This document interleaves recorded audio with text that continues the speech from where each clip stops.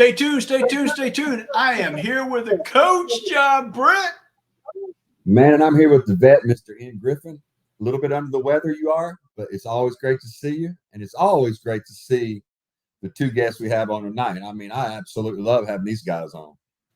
Well, Coach, we got our Baldwin, former sustainer, air assault guy, airborne guy, residing in the great state of Georgia, I do believe, and just living life large down there. How's things going, Ira? You just getting ready to vote for Well, Stacey? things are going not on your camel, not on my horse. She will not make it. Anyway, but I'm doing fine. I'm in recovery mode from a rotator cuff surgery, and amongst other things, they call it the unmentionables. Glad to be in good company here. Good evening, everyone. So, Coach, and then, of course, you know the guy down below me, you know, the former 1987 star quarterback for the Pittsburgh Pirates, Mr. Handsome himself, the bravest guy I know that ride on any chopper, no matter if they got any fuel, any oil coming out of it all over the place, he'll brave that sucker no matter what, Mr. Alan Bailey. Yep. There you go. Hey, if those birds ain't leaking oil, they ain't safe to ride on anyway. So I'll ride it. So, Coach, tonight we're going to talk about a somber subject, and it's a subject that is nothing to laugh or to for any of us to ever mock, and none of us here would. We all know that, but I mean, there's some people that take things a little lightly. But in Michigan, in Oakland County, and as I've expressed, this happened just right from the suburb from where we live, just right across. My son played their school in ball and such. And they had a school shooting. And there's some issues with the school shooting that before it's over with, this might change some precedents, which I never thought would, on how we look at certain things, because this has a chance to have a case against the parents for involuntary manslaughter and such. So, but we want to talk about the case a little bit first, and I can start it off with that and ask some questions, or you can. Either way, Coach, it doesn't matter to me how you want to do that. Well, ahead, let me just give you a little. I'll give you a little bit before, and then I'd like for you to ask a few questions. When I first heard about this shooting, of course, it's always terrifying. We've all have kids either in school or have had kids that are in school, and that's just an absolute nightmare to even think about the terror of getting that phone call or hearing about it. It is absolutely eerie to me, and I haven't even said this to you, Vet, but my daughter that morning sent me a text from White House High School saying that they're going on lockdown because of a possible threat at their school. So I didn't hear anything for about an hour or so later because I was off that day. And so I actually typed into KLTV, and it said on their active school shooter was somewhere else up in the country. But just for a split second, it's amazing that, it made me think that way. This situation here is all over the place. I mean, from the parents having issues to the school having issues. The young man had major issues, but there was a breakdown of security across the board, a breakdown of parenting across the board. So I'm going to enjoy us breaking this down, because I do think you're right. The precedent that was set on this of the parents being, normally a situation like this, people might get sued civilly, but in this case, it looks like the criminal issue is going to come up for maybe, like you say, a set of precedent going forward that, you've got to protect the public from your own child, maybe. So, Coach, one thing I'm going to say on this here is I'm going to walk it through, and then I'll propose some questions regarding that. I think it's important that I go through the timeline for a second. But before I do that, I want to throw one timeline, and I've mentioned it to Ira and Alan, is in 2012, I was in Afghanistan, and my wife sent me a text, and she goes, "I've been crying all morning. I can't stop crying." I'm like, what the heck's going on? And I had no clue because I was worried about things downrange, thinking about that. And Sandy Hook had just happened. And the Sandy Hook shooting incident happened. And there was a whole lot of verbiage coming out of there. And if we remember right, the child had some mental issues. He killed the mom, took the guns from there, and then he went to the school where she taught. and he did horrible things that community will probably never recover for 50 years, to be honest, over that. And so, but to start with this, I think there is some people that started doing things decent in this, and and then it didn't hit a roadblock at places. The teachers identified a couple times. The teachers identified that there was an issue and sent him to the counselor. From what I understand, the day prior, sent him to the counselor, and he expressed that, well, hey, shooting sports is a family hobby. And so they reached out to mom, but she didn't reply then. And after school, the mom supposedly sent a text about him saying, LOL, I'm not mad at you. You have to learn not to get caught. Like, what? That's good parenting. You know what I'm saying? Which is not. I'm being facetious on that. And in the morning of the shooting, I don't know if it was the same teacher or another teacher, but a teacher saw that he had some concerning drawings, took him to the counselor. While there, he said, hey, I'm getting behind on one of my classes. Can I do some homework? And he did, supposedly. And the student said that he was designing a video game for his future career. And then the parents finally came, and the counselor expressed this. And I think this is where a roadblock needs to be put in, maybe. The counselor expressed at no time did they believe the student would harm themselves by their demeanor or responses and such. And the school counselor told the parents they must, within 48 hours, seek mental health, pretty much, or counseling for him, or they'll call CPS. They refused to take him home, though.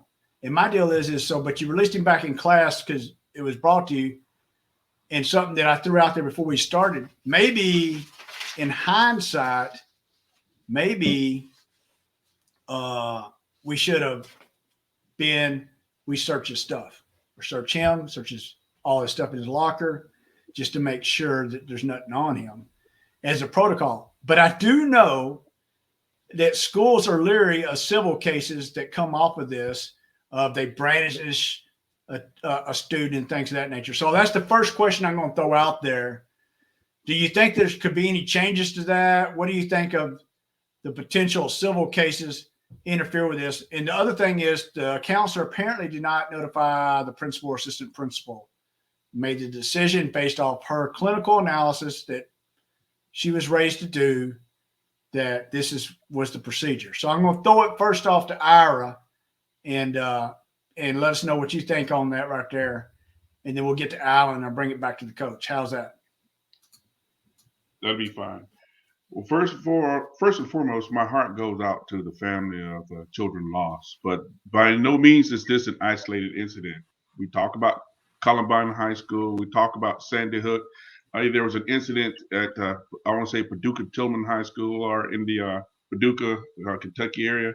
And not too long ago, in 1999, just 4 miles from my house at Heritage High School, there was a shooting incident by which 6 students were shot. Again, by no means is this an isolated event, but I definitely hope it goes away. But what can we do about it? I mean, one, I believe that there's a problem with security protocols. You've got to fix that. You have to show ID. You're going to get wand in. You're going to get everything checked before you go into a federal or even state government buildings. That's to include prisons and things of that nature there. Why can't you have the same level of security scrutiny at schools, all the schools? You're going to have to spend the money. So, it's just weird. And the way I think here in America, again, I'm just going to broad paint this, that we want to save money. We want to cut corners. But when you start hitting them in the wallet, when I say hitting the institutions, hitting the organizations in the wallet through lawsuits, sometimes that may take a lot of money from them to wake them up to do the right things. This hurts across the board. No kid should go, or no parents should worry about sending their kid to school. The kids should go to school. Their only word should be, hey, I'm going to have a great time and learn some things.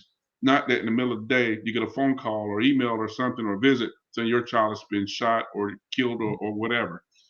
We've got to do better to protect our kids. So it's a sad occasion. Got to do more. Coach, what do you think? Well, I'm going to let Alan go ahead and talk about it, and then I'll give my assessment on it. But Alan, I mean, what do you think about this? I mean, you've had kids also, you know, I mean, we grew up in school together. I mean, I couldn't ever imagine something like this. I mean, what do you think about these school shootings? You know, I was sitting here thinking, and it usually takes one of you, Ian, or Jerry, or Craig to bring up something for me to remember anything nowadays. But I remember when we were in school, it was nothing for there'd be 12 pickups sitting out in the parking lot, and 12 of them pickups would probably have a shotgun in it. But there was never any shootings at any of the schools when we were coming up. You know, guys go hunting before school, guys were going hunting after school. They kept them in their trucks. There's never an issue. So what is it now? You know, some people will say, well, it's the video games, or it's the music they listen to. I don't agree with any of that. Somewhere if somebody's gotten it in their head, it's cool to carry a gun and go shoot people. And I'm with Ira. My youngest son, he went to school here in Killeen at the high school, and the couple of times we went up there for parent stuff, they had metal detectors at the doors. And so I asked my son, I said, well, how does that work when y'all come in, y'all walk through? He said, yeah, we walk through, but he said, Dad, they don't work. I said, so they're just there? He said, yeah, they're just there. I said, was the security guys up here with wands or anything? He said, well, the security guys will be there, but there are no wands. So I'm like, all right, you know, as many school shootings as there has been spread out across the United States, every school should be lined up with metal detectors at the door, clear backpacks so you can see what's in the backpack. If it's clear, there's no guessing if there's a gun in that backpack or not. I know a retired brigade sergeant major. When he retired out of the Army, he went to work in construction, building houses. Well, I talked to him a couple of months ago. He's quit doing that. Now he works for a company here in Texas. They're building safe rooms inside of the classrooms. So when these mass shootings start or something like this happens, they can get all these kids into these rooms that are inside each classroom that are bulletproof to protect the kids from these shootings. So I think if you do more stuff to protect the kids at the school protect themselves, we won't have these lawsuits like we're talking about here, Ian. I think you got to do this thing. You got to put the counselors and teachers got to be trained on what to look for. And I know they got to be getting classes. We get classes on everything. So there's things, I guarantee you there was a lot of stuff coming up to this incident that they could have seen on this board that should have been triggers. You know, his dad bought him this gun. His mom was tweeting about it, about her son getting his new Christmas present. The kid's 15 years old. He's got more guns than I got. And I'm 53 years old. And I don't see a need for a kid that age to have a handgun. I see a shotgun, but a handgun that shoots multiple bullets. They said when the police apprehended him, he still had 18 live rounds on him. So what I have noticed, though, is they've quit killing themselves. So you notice when a lot of these shootings happen, they would kill themselves before they get arrested. Now they're not killing themselves because now they can get their 15 minutes of fame because that's all we do. They do this and we keep putting them up on the TV. Exactly. I think if we stop putting them on TV and we just say individual shot and killed somebody today, quit giving them their time of fame.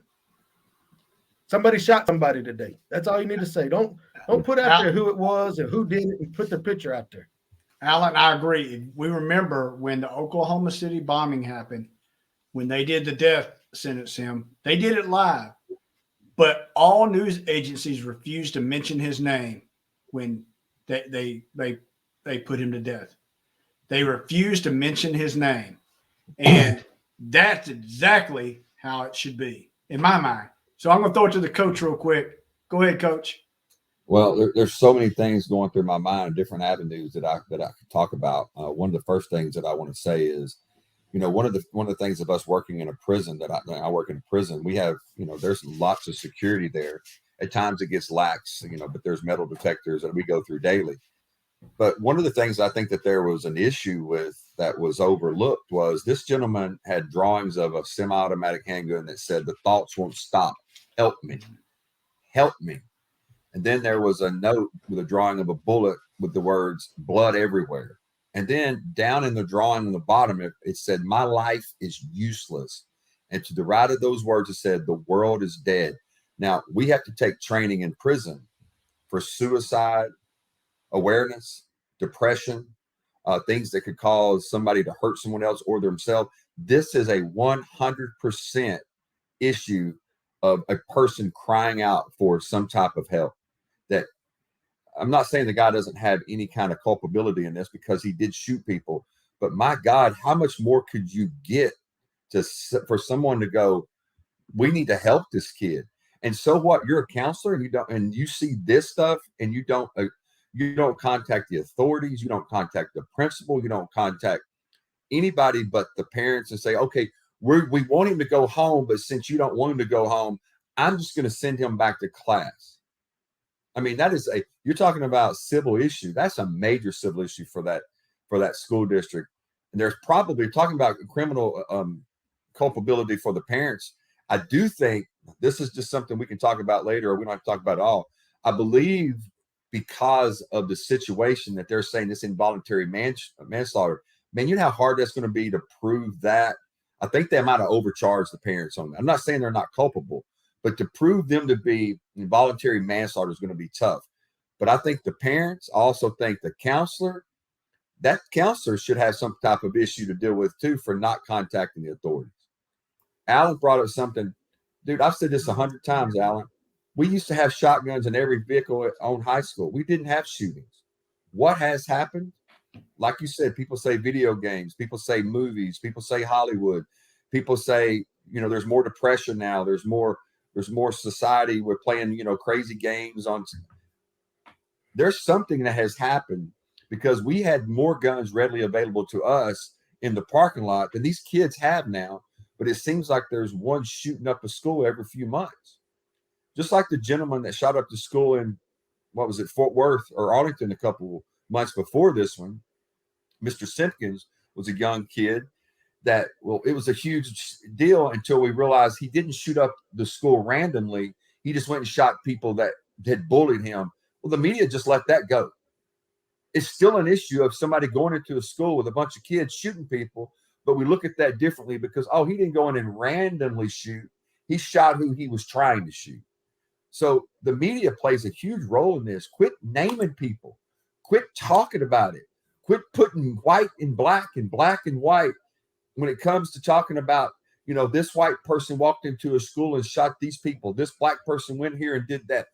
All the media is doing is creating all this chaos. But when these young kids see it and hear it, when they're depressed or when they don't have the perfect home school or they're not involved in athletics and are getting accolades, they're wanting their 15 minutes of fame and they're getting in a bad way, Vet.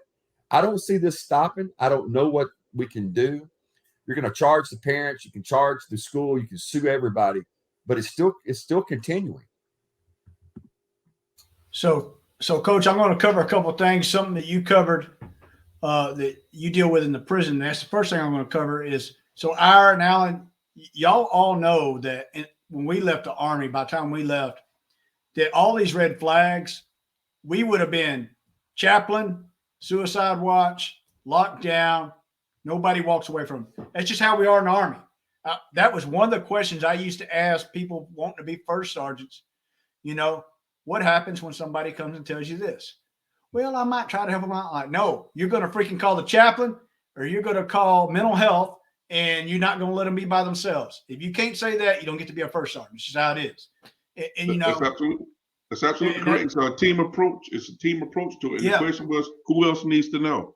Yes. And so, but I will say, we got to see some things that hit the internet about this. We don't know exactly everything that the counselor saw. You know what I'm saying? So there can be that part there that they might not have saw what you just described. We don't know, or they may have. But that's the red flag. The second thing I want to cover, something Alan covered, is about the guns. I have decent amount of guns, and all my children are proficient and respectful to guns. I have a 16-year-old lives in his house. He knows where the guns are, but he don't know how to get in the gun safe. He knows where other gun safes are at, but he don't know the code to the gun safes. And that's just how it is. You know, he knows where they are. He could probably teach anybody that ever watches this how to handle gun safety, shoot proficiently, and never discharge a round negligently. You know, but I still look at him, he's 16 years old. Okay? So that's the second thing. The third thing I'm going to say is on the part, and it was brought up that someone had said he was bullied. And you had mentioned it with another case, Coach John Brent. I was 4'10" walking into high school. And I was a class clown in the 8th grade, and I went into a shell like it was nobody's business because I got my ass whooped the first 60 days in high school. I got thrown over that damn 9-foot wall every freaking day. But there was never a part of me that I sit there and said, I need to go get a gun and settle this real quick. I took my licks like a man. I toughened up. I got where I could take a beating and still swing some punches still. And I just got where I could take a beating. And that's a difference in society today is that doesn't exist. It made me a tough old dirty son of a bitch after that. But, you know, I had to get that when I was 4'10" to be a little bit better when I was 5'11". And I'll throw it to you on that real quick, Coach. Go ahead. Well, that is one thing that I've discussed, you know, recently with my inmates, and also had a discussion with an attorney here in town, that because of the bullying that used to just be, you know, initiation that we would do in school, and there'd be certain things that the males did to the males and the females did to the females, and it was just part of your rite of passage to becoming a high schooler. Yes, that was bullying. Yes, that was hazing, but there was less people killing themselves and less people shooting up schools for that type of situation. What we have done is we've created this weakness in our society with our kids where we want the parents to come in and handle the bullying, when in Griffin, you said it correctly. We had to stand up to the bully and get our butts whooped, but sooner or later, either you stood up and punched the bully, even if he beat your ass, or he moved on to someone else, but it taught you a life lesson. Life is difficult. Life is tough. There's always going to be bigger people around, and you're not going to have mommy to come get you out of a human resource situation when you're 25 years old working for a damn company. And what you're doing when you have mommy come into the counselor in the principal's office and demand that this kid be kicked out of school because he's bullying your little Johnny, you're setting little Johnny up to end up having problems like this. And this, you're talking about a society issue. We don't have initiations anymore, and it was a good thing. Yes, I got my ass whooped with a paddle. Yes, Jennifer Bynum and Tracy Hazelwood got taken over to cross to the park and had eggs put in their hair and had, you know, syrup put on them and had to go through a car wash. Oh my God, so humiliating to them. But you know what? When they were seniors, they did it to the freshmen, and the freshmen expected it and looked forward to it when they were seniors to do it. We've got to quit coddling this freaking generation of kids, or they're all going to turn out to either blow somebody's head off or live a life of depression on medication, because we parents don't want to parent. We want to be their friends. So I'm going to throw it over to Alan and Ira here in a second, but I want to throw this on here real quick. Is when my daughter was in 7th grade or whatever, every freaking young lady in 2nd grade had their spell of runaway. It was a check the block that they ran away from home, and you wasn't cool in school until you did your damn runaway. And we've come to the point where if I'm picked on, I'm not notarized unless I make them all pay. And we've come to that. So I'm going to throw the bullying question out. You know, what do you think of that, Alan? And into Ira, and a little bit about this here also about, will this evolve into the check the block thing before it's all over with? Because that's sure what it seems like. Go ahead, Alan. You know what? Something I don't think any of us have brought up yet is social media. And I'm going to tell you right now, the bullying has went from what we went through to now it's bullying over the internet. It's easy to bully somebody from a keyboard. Do it face to face. It ain't, it's not as easy. But, on TikTok, my youngest son, he's a police officer. And he was telling me there's these TikTok challenges going around in all the high schools, and there's different ones. Steal something from the high school and post it on social media that you stole this from the high school. Cause a fight, see which school can have the largest fight with the most injuries. That's on TikTok. That's a TikTok challenge. There's a TikTok challenge to shoot up a school or shoot at a school and see how many kids you can keep from coming to school the next day because the school got shot at. There's a bunch of them out there. So it's the bullying and through social media, TikTok. It's the same thing like you were saying about your daughter. If you don't run away, you're not cool. Well, now if you don't do this and post it on TikTok, you're not cool. So, why we didn't have problems, Coach and Vet? We didn't have problems because our parents were involved. Because I guarantee you, Amen. unless your parent was working, they were at every one of your sporting events, every one of your school functions, whatever you happen to have. How many school functions do they have anymore? I mean, they might still have them in Pittsburgh a lot, but I'm going to tell you, here in Killeen, my son, they didn't have any. They're where the parents came to the school for something. So, and they don't want you involved anyway, because they don't want you to try to tell them how you should be teaching your kids. So you got to get the parents back in there. If you got parents involved at the school, there's no time to be bullied. And there's this place, I can't remember what town, what state it's in. They got these retired dads. They're called Dad on Patrol. And they're hanging out at the schools to make sure it's safe for the kids to get to school. And I guarantee you, I told somebody, man, a guy was talking here, another vet. If these schools, you could probably get vets to come work for free at the schools to protect the schools around here. You wouldn't even have to pay. Most of them retired vets just want to get out of the house a couple hours every day anyway. You let them come patrol around each of the campuses because that's what it is. They don't have enough people to cover all this. Now, Pittsburgh, it's different, but you get to a big town like Killeen, Longview, Tyler, and Austin, where you got more than one high school. You don't have enough security force to be at every high school or enough police to have every school covered. So you got to get people involved. You got to get parents back involved.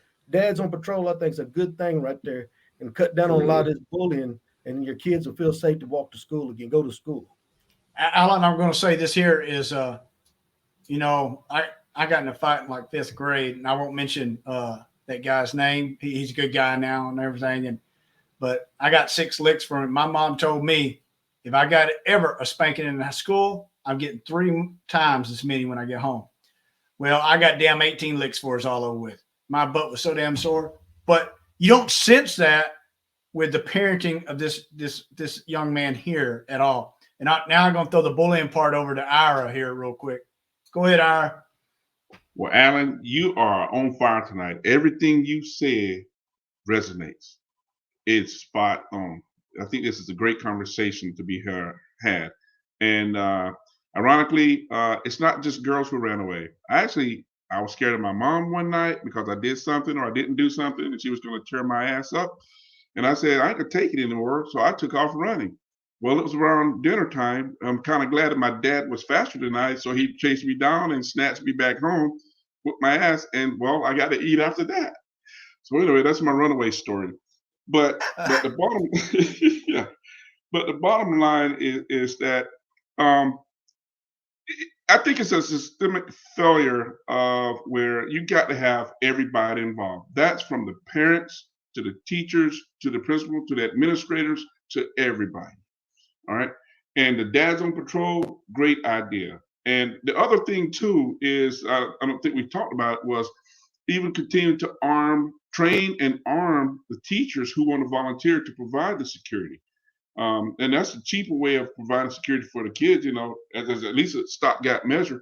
But you got to harden the facilities. I tell you, I've been into some government facilities where it's state of the art. Why can't we have state of the art for that? Regardless if you're living in a rural or an urban or inner city environment, you got to take care of our kids because they're our number one concern here. That's what we live for, to raise them and protect them and to watch them grow into full vested adults.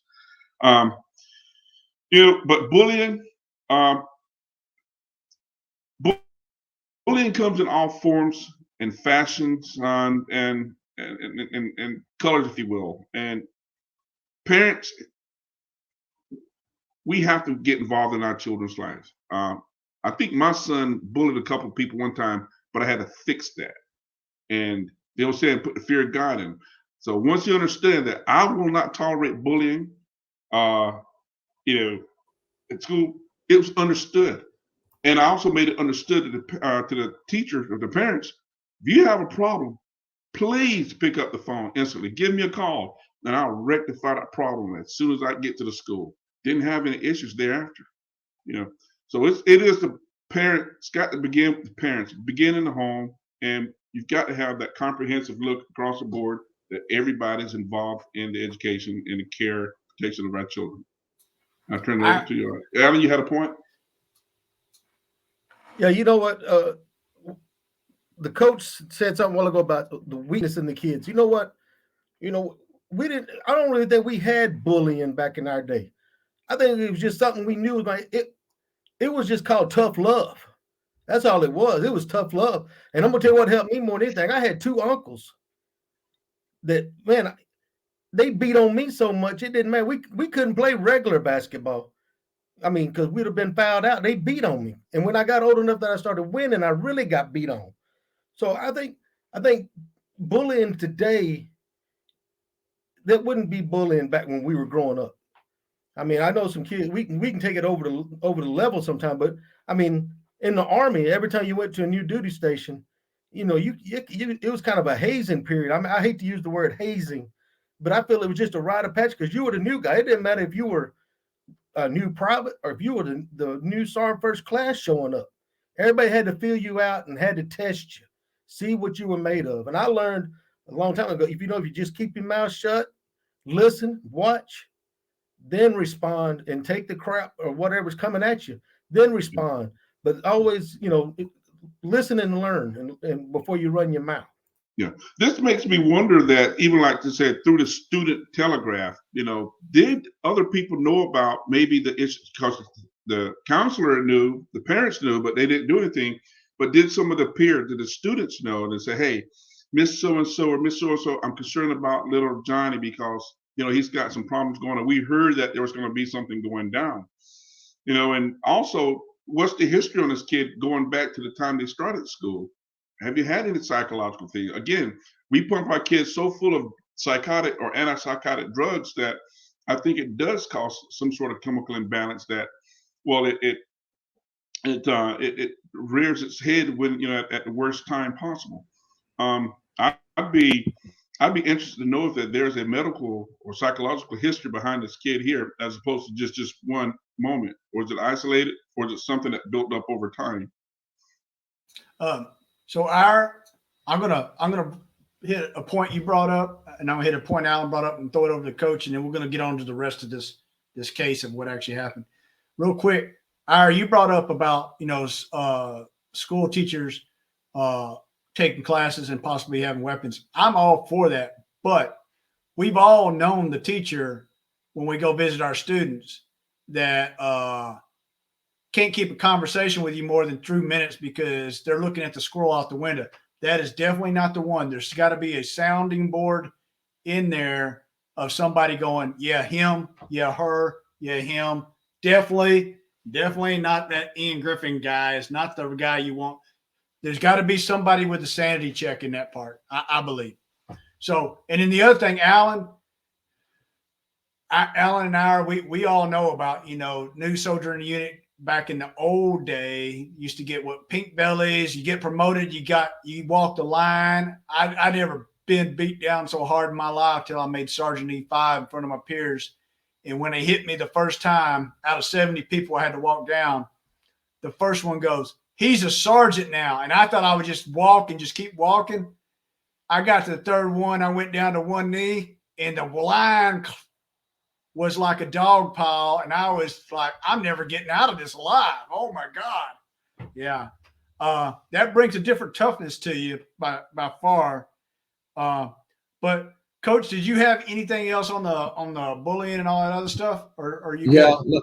Yeah, let me finish real quick on Yep. one thing. I want to say that I believe what one of you guys said about bullying is different today. Yes, cyberbullying is a totally different thing. I mean, it's totally different than having social media where people posting things and saying things.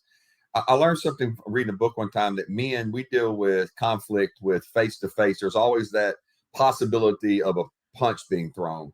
And, so sometimes we set that line and standard knowing, hey, if you say this again, I'm going to bust you in the mouth, and it's coming. But women or girls do it by slander, and they do it by talking about each other and putting each other down and calling each other names. And today's society, the way that I see it going is that's a very, very slippery slope into more craziness like this happening. The last thing I want to say about this bullying thing is I believe the parents today are more concerned about being accepted by their kids and being liked by their kids and being friends of their kids than they actually are being parents to their kids, mentors to their kids, and discipline to their kids. And there is a huge difference than a disciplinarian like Neil Henson than someone that's a parent like this counselor just going back to class. Neil Henson would not have allowed something like this to happen. Neil Henson was a man of men that wanted to teach your young butt how to be a young man so you could grow up to be a respectable older man. And he took it upon himself to whoop your ass with a board the way it needed to be whooped, but also give you a quarter to go get you a Coke to go back to class because he loved you. And there was a respect there and that you got as a young person by getting the discipline and not having your parents come up there and get involved and say, you're not going to touch my kid. And that's what we have today, Vet, Alan, and ours. We have parents saying, you don't touch my kid. You don't discipline my kid. They come to school to protect their kids, even though their kids are wrong, and get on the teachers and get on the principal, instead of allowing the teachers and principal to be that next line of defense to grow those kids up to be young adults. It's absolutely sad. All right. So one thing I'll say about Neil Henson is he'll spank your butt, and then he would hand you a box of tissue and say, hey, young man, stay right there till you get yourself straight. And it kind of brings back to the point, though, today's society cannot be humiliated. And nobody should be humiliated, but everybody needs to know how to deal with humiliation. Why? Why should they not be humiliated? Tell me that, Beth. I think nobody should be on purpose bullied into humiliation like so. But what I'm saying is everybody needs to know how to handle humiliation on the other side. It's a two-way street. There shouldn't be 5 people going all out on somebody going, I'm going to humiliate him.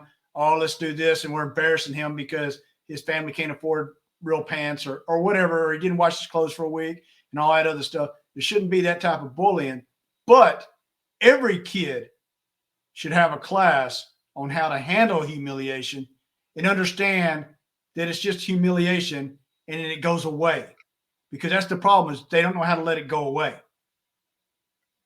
I'll go ahead, Coach. Well, and I do agree and disagree to a little bit of that, because I do believe that what the parents are doing is they're not allowing the kids to work out the problems with kids. Yes. And what's happening is when a kid has a problem with a kid, they should get to that point where they work it out, even if it's a fist fight or if it's grabbing or cursing or whatever, and they get separated. And then if it gets to a point where it becomes more than just a regular fight or violence, then yes, get the authorities or get the parents involved. But when you do not allow your kids to learn how to deal with conflict and deal with how to get out of a conflict themselves, that's not preparing them to go into work, going to the military, going into any kind of profession, because there's going to be conflict. I work with people right now. I absolutely love them, but there's times I can't stand them. And if I didn't know that it's not personal all the time, they're different people than me. And when things are said in a heated meeting, which it happens at our place all the time, that I don't go report them to the state, or I don't take it out the parking lot and shoot somebody. You actually have to learn to deal with being humiliated and put down, because I was just humiliated and put down this week because I lost a bet. Now, y'all going to laugh at this, Alan Bailey. Go ahead. I don't care. I took around a sign that says prediction. Flipped the sign over. It said Dallas 22, New Orleans 24, with a sad face. And one of the guys that's a big Cowboy fan, like all of us, said, I bet you 50 push-ups that the Cowboys win. I said, I'll take it. Monday morning, what I have to do as soon as I walk down the hallway at the prison, show me what you got, boy. Give me 50. Well, guess what? The warden saw it on camera and said, hey, you're betting with with our inmates, and that's illegal. It called me out in front of all the teachers. And I said, are you serious? He said, yes, that's one step below putting money on someone's book. You need to stop that. Embarrassed me and humiliated me. And you know what I told him? I said, yes, sir. And I went back to work. I didn't think about shooting up the place because you know what? We have to understand we're going to be humiliated. We're going to be put down. We're going to feel bad at times. But my mommy can't come in there and protect me, and my dad can't come up there and threaten to whoop the principal's ass. Totally agree, Coach. Totally agree. That's an art that we've lost in society today with the younger generation. So we got to move on because, as we know, this young 15-year-old went into school with a 9mm after he was not taken home. He had it in his backpack apparently, and all this is just what we read off the press. So, and he shot, wounded at least 7 and killed 4 individuals that were from the ages of 14, 16 to 17-year-olds. And so right now, from what I understand, is he is going to be charged with terrorism, first-degree murder, and his lawyers already entered a plea of not guilty. His parents, because of their association with it and everything, and the text, and I don't have the exact text in front of me, but the mom had texted him, I hope it's not you doing this, or don't do this, or something like that, when she found out there was a shooting. And I don't know the exact words, but the parents, and I'll let everybody talk about it because they know a little bit about it in their own unique way, took a few days to get them to come to the police or to apprehend them, one of the two, and they're going to be charged with involuntary manslaughter, which involuntary or voluntary, either way, the state of Michigan pulls 15 years. So I'm going to throw it out to Ira on what you know on all this and tell me what your thoughts are. Do you think that this manslaughter charge should be pushed on the parents? Because this is a very landmark charge. That's the first thing. But I also want to ask this as we're talking about this. Are we pulling a Rittenhouse and placing the charges too quick instead of doing a sanity check on the evidence that's provided and going, okay, we can meet this charge or we can meet this charge? Or are we jumping to conclusions again? Go ahead, Ira. Well, the wheels of justice are supposed to turn slow for obvious reasons, because what's the old saying? You are innocent until proven guilty in the court of law by a jury of your peers. But however, I think there's irrefutable evidence that clearly show that he was the shooter.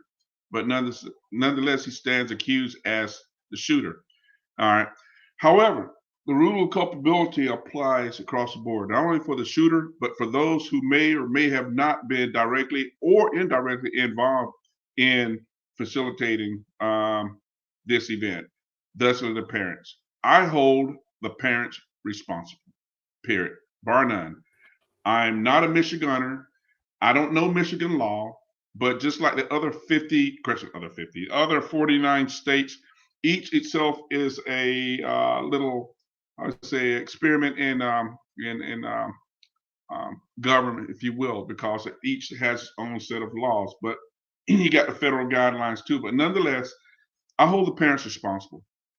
I think as a parent, and I'm a parent, that you have to know, but you never really know everything that your child does, but you should know, at least strive to know everything that your children is involved in or what they're thinking a lot. I mean, you want them to have autonomy too, but I'm not going to let my child go to school without me looking in the sack, without me at least knowing who his or her friends are and having involvement. Parents, I think, failed this here. I think they thought it was a joke.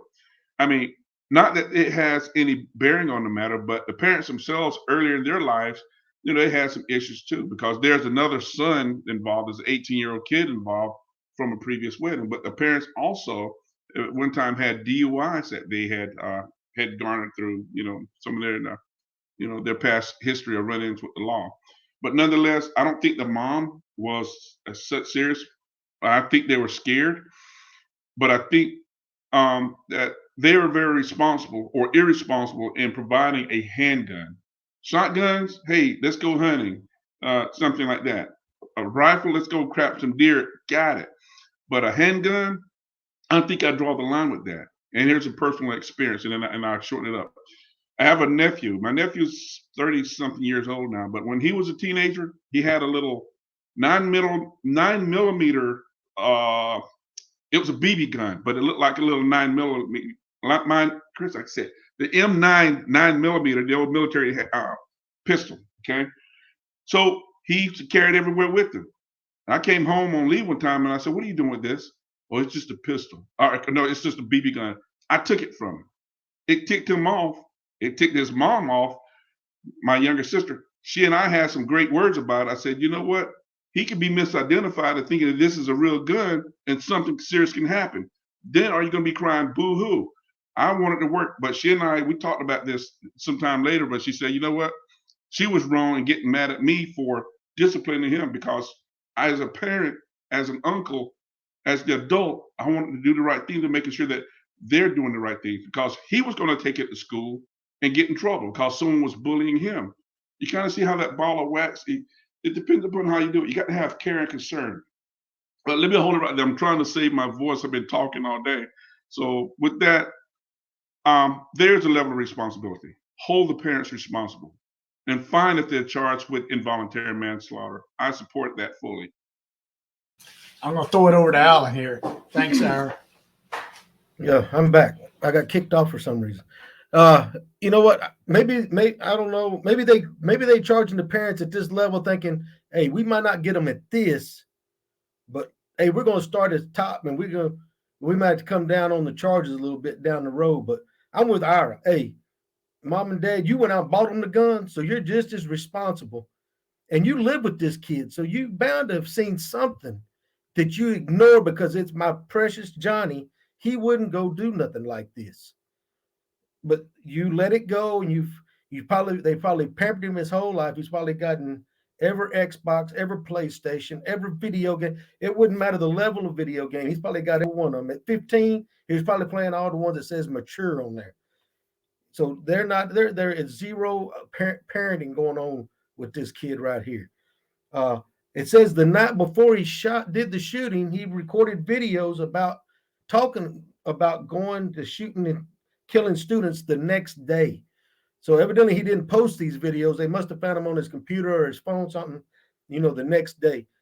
I don't know if we should charge the counselor, but that counselor definitely she's probably going to go get some counseling herself now, because I'm pretty sure she's probably pretty shook up.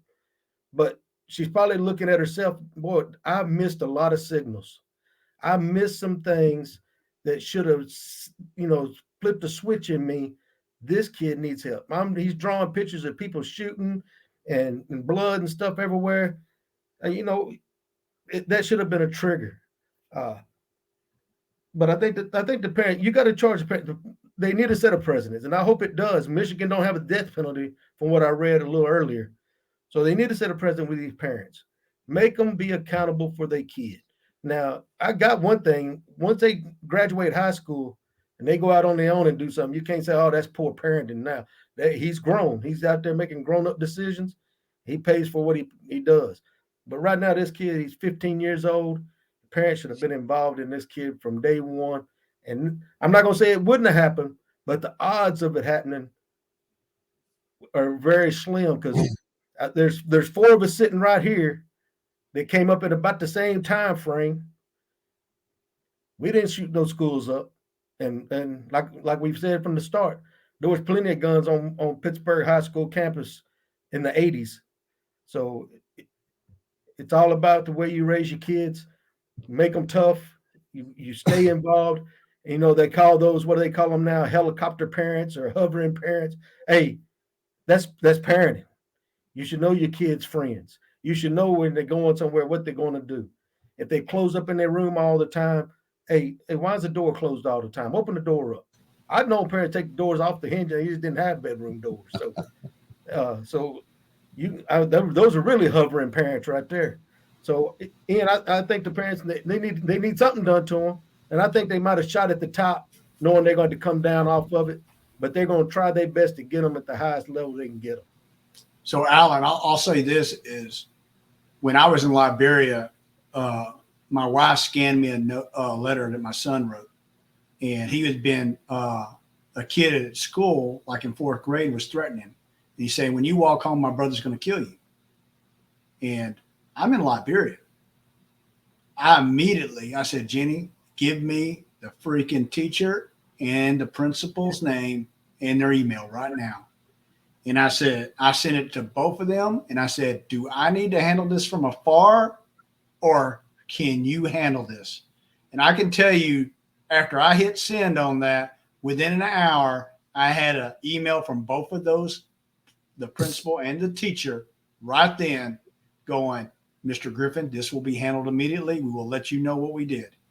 And that's how it should have been done, on things like that, in my mind. But I'm going to throw it to the coach real quick. Go ahead, Coach. Well, first of all, I want to address something Ira said, and I want to actually give my hand and clap to Ira what he said. He is totally correct. What you did with your family member, that's what Tamir Rice's family member should have done for him. Because when I think about that case, I feel so bad for that kid. That kid is spinning a gun around in Ohio in a park and gets shot by a police officer, but the gun looked real. His parents should not have allowed him to have that gun. And it's wrong all across the board. But what you did, Ira, that's what needs to be done. Something that Alan said about this manslaughter, I actually looked up the Michigan manslaughter law, and this is actually, I wish I'd looked this up before. Maybe I wouldn't have said what I said earlier, but it says involuntary manslaughter, also called criminal neglect manslaughter, occurs when a person is killed due to someone else's criminal negligence, or when someone is killed during another crime where the intent was not to cause bodily injury or death. Unlike a murder, involuntary manslaughter means a person had no intention of killing another, but due to their careless or reckless action caused the death of another human being. And that's exactly what these parents did. One of the things that one of those texts that I read is she told her son at one point when he was getting in trouble for something a few weeks before, is you need to learn how to cover it up better. I don't remember the exact words, I'm paraphrasing, but you need to not tell people what, that way. Are you kidding me? You whoop that kid's ass, you take that phone away, and you make sure that gun's locked up. The first bit of issue that some kind of kid like this has.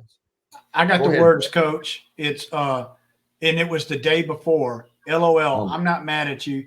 You have to learn not to get caught. Are you kidding me? And see, right there, you're teaching the kid to be a better criminal than the authorities can find out about it, or other people. Bingo. And so the last thing I want to say on this is we are at a set in our society. We've talked about it from our political side. We've talked about it from a government side. We've talked about it actually even from a Supreme Court side and division of liberal and conservatism in our country. There is a whole lot of things that we're at a crossroads at. But right now, the way kids are being parented, I feel so bad for these kids. It's not their fault. They need to be parented, like Alan said. It's not helicopter parenting. It's whooping your ass and putting you in a room for doing wrong. Or in some cases, today's kids, Alan, need to have their ass whooped and go outside, because you can't punish a kid to their room anymore, because that's where their little sorry butts want to be. When we was growing up, if my mom told me you're grounded and you're going to your room for 3 days, I was miserable. I wanted to be outside. So, take away what I learned this from my mom. My mom years ago, when my son was first having some issues, I said, what do you do? She said, the first thing you do, Brent, is take away the most important thing that kid wants to play with or have. And you have to do that to teach them. But we have to parent. This situation is another sad story in America, but it's not going to be the last one, Vet, Ira, and Alan. It's going to happen again. There's going to be Sandy Hooks. There's going to be Columbines. Until we have an awakening in this country for parents to get more involved in these kids' lives, we're going to continue to have these problems. Well, so real quick, I think that it all boils down to there's not a respect for the value of life at the end of the day. That whether it's from parenting, social media, whatever it may be, but there is a lack of respect for the value of what life is all about. Real quick, we're going to throw it around real quick, and I want to throw this around here. Do you think this with the parents will be a landmark case that will set a new tone on how things are addressed? And I'll throw it to Alan real quick, and then I, and then the coach, and then we'll get in the flip-flop out of here. Yeah, I think so. I think once this happens right here, it might even change the perspective for a lot of parents on the way they're parenting. Because it might, if not across the country, definitely in Michigan, there's going to be more parents getting involved in what their kids are doing every day, and before they leave that house, checking their kids, especially if they know they got a little Johnny that's pretty bad anyway. They're going to really start checking that kid out.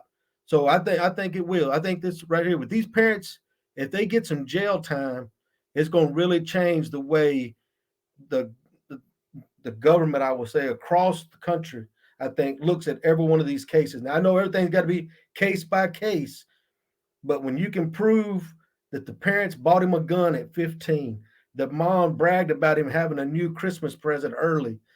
There's videos now that say he talked about it the night before and videoed himself talking about going to school and shooting students. I think with all the stuff that they're telling us right now, and we only know what we're being told through social media and the internet and everything.